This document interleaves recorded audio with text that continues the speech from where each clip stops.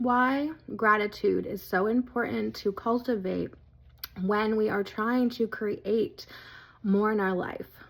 So you may know already, if you follow myself for a little bit, if you followed me for a little bit, that you are the creator of your own reality.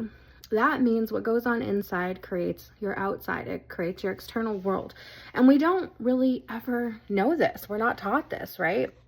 We are taught we have to manipulate from the outside in.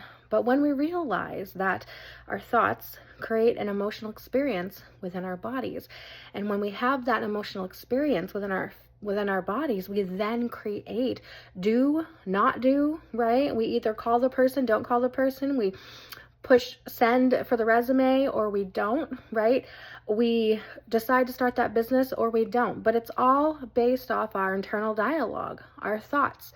And like I said, those thoughts create an emotional state, and from that emotional state we act or we don't act, and then that produces the results that we get or we don't get, right, in alignment with what we want or not, right? And that's powerful knowledge within itself.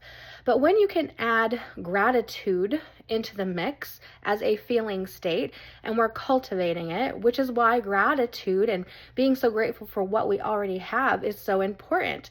It's not just to feel good, although it is. It's so we can create more from that state of being, because it's a powerful state of being. That gratitude for what we already have is a portal for us to get more of what we want. It is living in, as Neville Goddard says, the wish fulfilled. When you are in gratitude, you are in the wish fulfilled. What you want is done, is what that means. And so when we are doing our gratitude journals, waking up and saying things that we're grateful for, take the time to do it.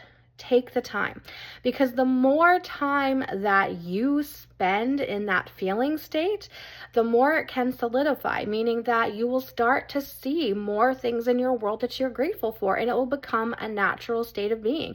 It will become conscious for your brain to decide, I'm looking out the window, I see some trees, I'm so grateful for my view, versus this view blocks the ocean because there's trees in the way, right?